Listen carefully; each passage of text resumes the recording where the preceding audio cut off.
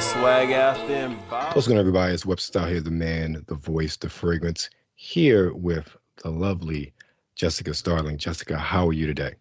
I'm excellent, thank you. Thank you so much for having me on. Well, thank you for your time. It's greatly appreciated. Mm. Now, I have a lot of things to ask you, a lot of things I'm curious about, but there's one question that I wanted to ask, especially looking at your background. So, is the Wonderland amusement park still in the distance up in Toronto area? Yes, it is. Okay. I had to ask. I went there in high school for a band competition. So we drove all the way up from Maryland for the competition. I think we got second place, if I remember correctly. But that's where the competition was. So I have my Oh, one time in yeah. Toronto. I have very vivid and wonderful memories of that time. Oh, well, I love Wonderland. It's a great little amusement park. I love the roller coasters. Cool. Now, are you originally from Toronto?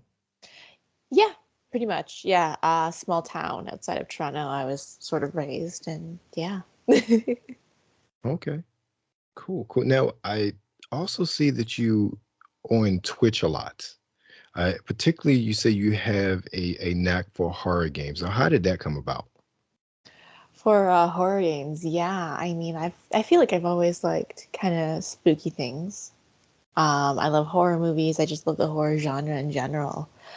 Um, and I think I started falling in love with horror games. I guess when I played Resident Evil 4, that was my first one. Yeah, and ever since then I love being spooked. Yeah. Okay, so have you checked out? Well, first of all, what are some of your favorite horror movies? Oh, I really liked Pearl that came out Okay, recently. Yeah. It's hard to say my favorites of all time, but that's definitely right now prominent in my mind, I guess. Yeah, Pearl. okay, that's one I haven't checked out. That one and then X. I know they're part of this trilogy that the director Ty, I Yes. think it's Ty West, is doing. I've heard good things. I just haven't gotten a chance to check them out yet. Because I was going to ask you, I mean, with that and that especially with X goes into that sort of whole grindhouse sort of feel. I was wondering if you had gotten a chance to check out the new Texas Chainsaw Massacre game that just dropped this week. No, no, I've been super busy, but that sounds great. Have you got a chance to try it? I haven't. It's on my list actually. It's on a game primarily on my Xbox, so it's on Game Pass. So I plan on checking that out because they dropped the trailer about a year ago, so I've been Ooh, watching okay. development. And Texas Chainsaw is one of my favorite horror movies. It's funny because I actually prefer two more than one, and Oh, most people really? think I'm crazy because with two I saw it as a kid, Yeah. just remember the gore and everything. But then I saw it again as an adult, and as an adult, having taken psychology and other things, I saw the more cerebral aspects of the movie outside of the campiness. I was like, Hmm. it was just so smart and so intelligently done. And I like a lot of people just like, oh, it's horrible. It's not like the first one is too camp. Like, no, do you understand how intelligent this is with the whole sort of Yeah. edible Hmm. complex and how literally in that movie, like the chainsaw is an extension of Leatherface's phallus. And I was like, yo, that's brilliant. Like that is so Yeah, absolutely brilliant. I actually absolutely. love that, but I plan on checking it out probably tonight. It's Ooh. it's busy. But speaking of being busy, you're in LA and you're doing a lot of shoots. So who you been working with while you've been there, or can you not tell that? Yeah, no, I can. I just have to remember I've done some VR scenes. What else? Maybe if I check my calendar, I can actually remember. I did a scene for Evil Angel. That was my VR scene. More girlfriends films, a lot of stuff. I, because I'm shooting so much, I'm like, fuck, what did I do? I have to think about it for a second. Understood. I'm pretty sure, like with anything, it all becomes a blur when you're doing so much. Yeah, you know, yeah, all the dicks become a blur at some point. So, yeah. Understood. Now, I think it's really curious because I've listened to your story in other interviews, and you started off stripping, and then Mm, you went to camming due to personal reasons. I'll put it that way, based on Yes. some things. Hmm. Um, and from camming, you've gone to, obviously OF came out, and then you are Hmm. also working with studios. Well, one, how has camming changed since you started? I think the main thing is that since the pandemic, there's just more people doing it. Hmm. And I think the numbers are going to slowly decrease as people recover like financially and etc. Right. from the pandemic. But yeah, I think the biggest difference is just that there's so many more models now. In that impacts sort of like how many people you have in like a chat room at a Right. time, um, and what people might be looking for and etc. Understood. Understood. That increased, I guess, increased demand, increased supply, decreased Yeah. demand okay, understood. Now, you bring up that's a very good point as far as there's so many more models out there, and maybe less people in the chat room. Marketing is going to be a big part of it. And I've seen in previous interviews where you talked about one of the things you've really learned during this whole experience is how to market yourself more. What have you learned as far as the marketing aspect of the business? I think it's probably even more important than the content creation aspect, honestly. I mean, you need that part too.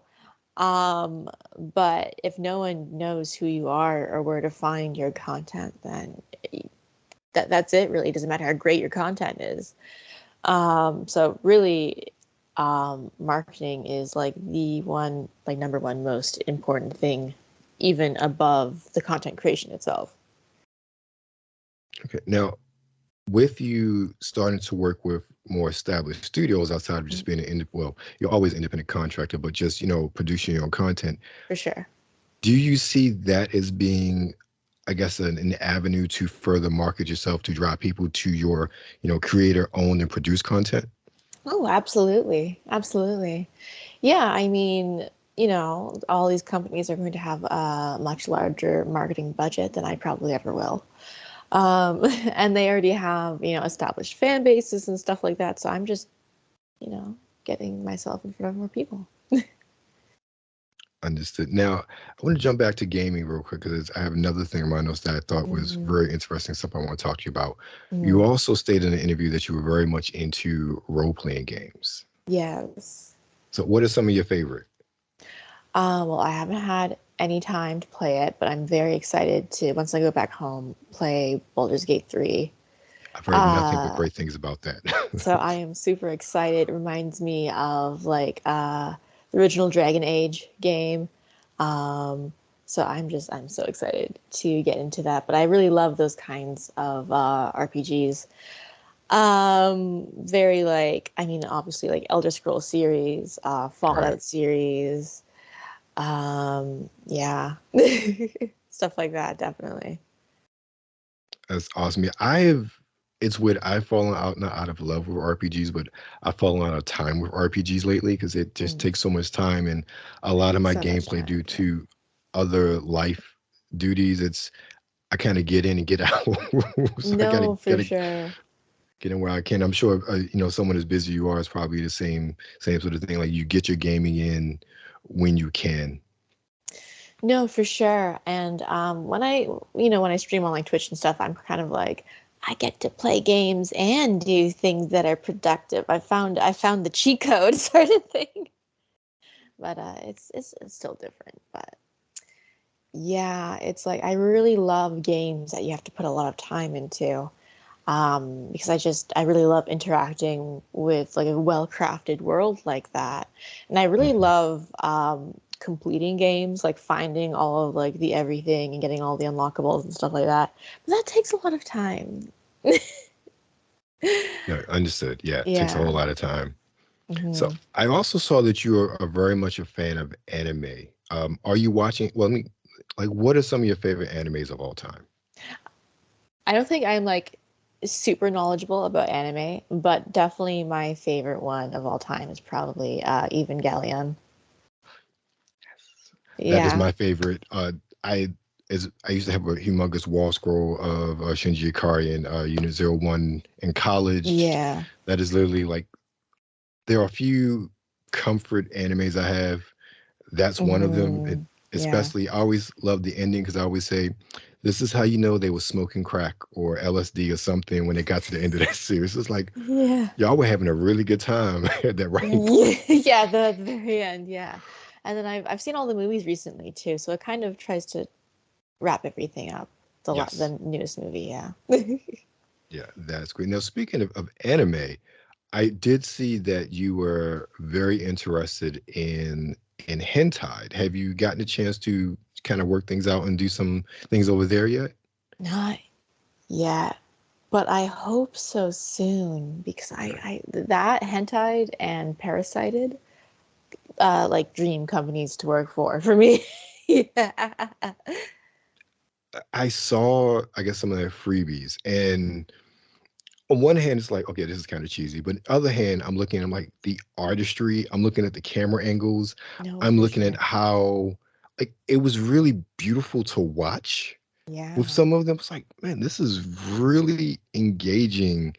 I, it was the filmmaking quality of it that I really was captivated by. Like, how did they do this? How did they make, like, how are they literally recreating, like, the Legend of the Overfiend sort of thing in Yeah. real life with practical effects? And I was like, this is really Right. amazing. So when I heard in the interview that you were into it, I'm like, oh, has she done it? Like, oh, I have to ask because this, I just found it so fascinating from, again, from a Hmm. filmmaking perspective, as a fan of anime and seeing, hentai, especially when it really blew up in the late 90s, early 2000s, like, this Yeah. is amazing. Yeah. No, it's really cool. So I really hope I get the chance to work for them someday.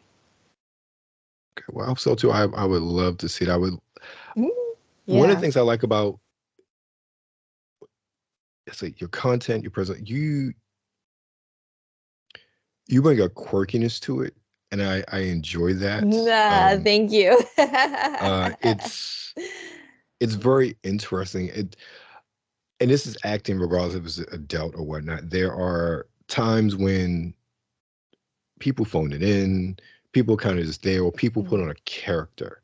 And there are some actors and actresses where this is really who they are. And I get that from you when I see you on screen, when I've seen you in interviews, when I've seen you compared to, how you are in some of the content you produce. Like, that is you. And I feel like that genuineness goes a long way to success in any industry. And I would think, especially in the adult industry.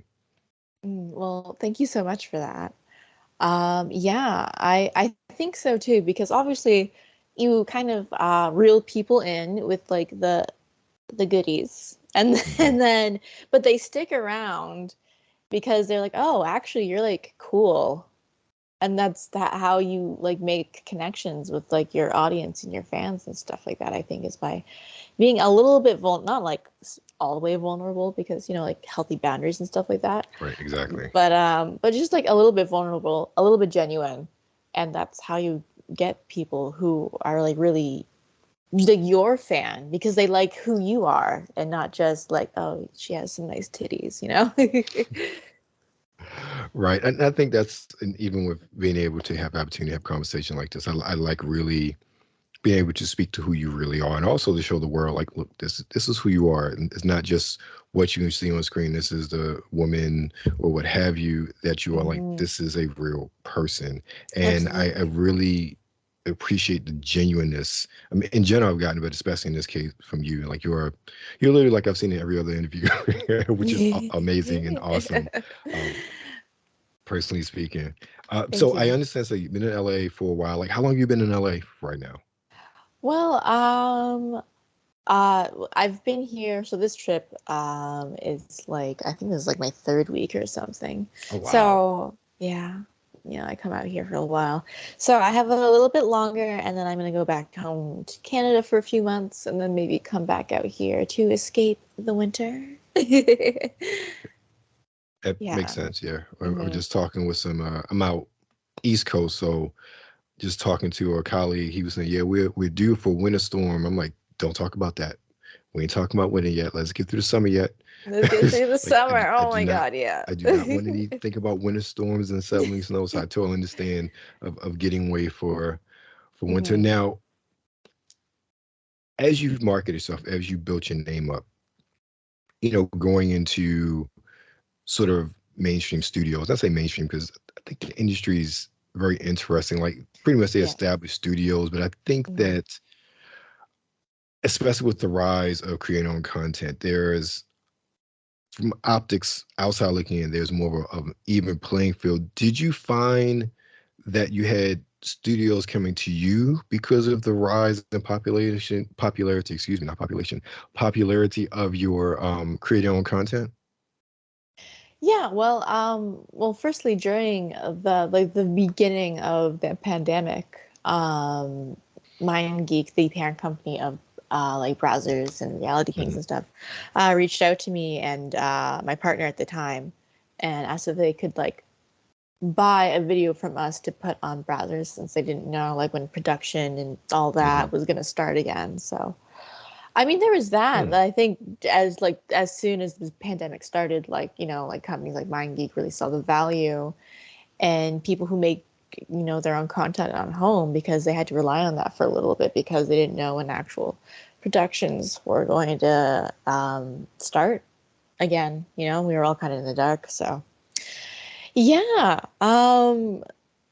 So there was a that instance when MindGeek reached out to me, and then yeah, I mean having your own audience from like your own content and stuff definitely I feel like does also help with like your mainstream success because I mean ultimately it just comes down to dollars and cents. And if you already have an audience to bring, that's just more money for the studio, really. So, Right, yeah. right.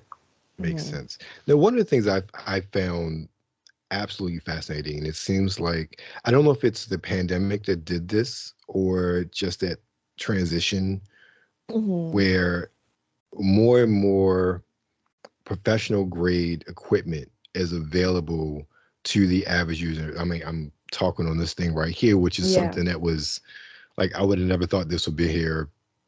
I don't know, back in 2011 when I first started doing podcasts, just talking to my phone on Google Yeah, Voice for with sure. people. Yeah, yeah, yeah. Um, Never would have thought that would happen. And we've seen this explosion in, ring lights and whatnot. Has that made Hmm. it easier to produce professional looking content in the confines of your own home? Oh, yeah, absolutely. Even if you just have like an iPhone, I mean the cameras on them are like pretty damn good and you can shoot in 4K, you can shoot at 60 frames per second, or you can they have like a 24 frames per second option too, so you can like shoot like it's like an actual movie pretty much. Um, yeah, and like stuff with the iPhone, like it might you can like make it still look a lot more amateur. But Right. it's like it's still good quality. It's at least 1080p. Um, yeah, it's really easy now, or simple at least, to make content that is visually appealing.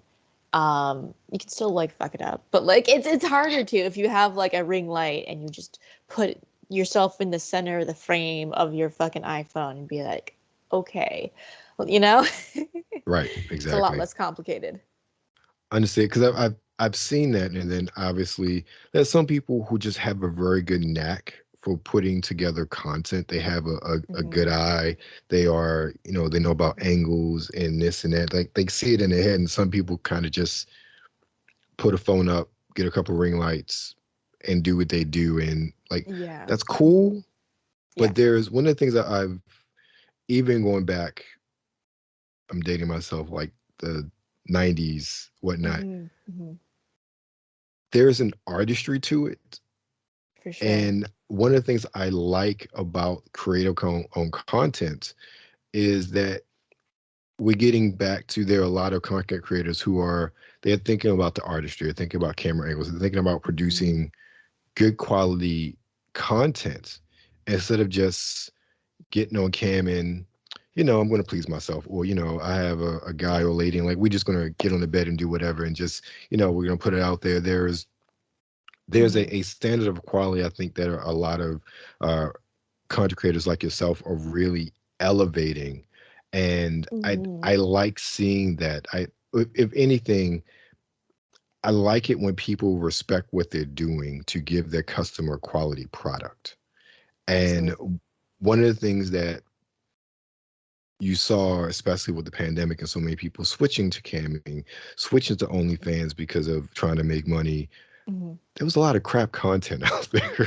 No, for sure. Yeah, because everyone was kind of trying it out for the first time. They'd never done anything like this before, and a lot of like taking just your putting your iPhone on a ledge with your tungsten light and just doing something, you know?